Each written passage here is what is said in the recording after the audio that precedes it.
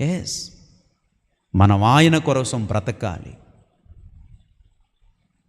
దేవుని కోసం బ్రతకటం, దేవుని కోసం జీవించటం, దేవుడు పెట్టిన కాడి అనగా ఆ బరువు బాధ్యతలు మోయటం, అది మన జీవితంలో భాగ్యం.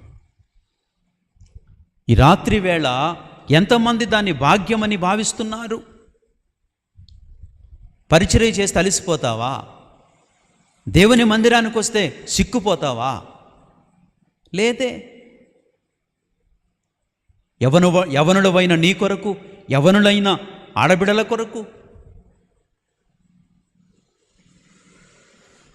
దేవుడు చనిపోయాడు. మీ కొరకు, నా కొరకు ప్రభు చనిపోతే మనమేమి చేయాలంటే ఆ చనిపోయిన ప్రభు కొరకు బ్రతకాలి. లేఖనం చెప్తోంది. ఈ విలాప వాక్యాలు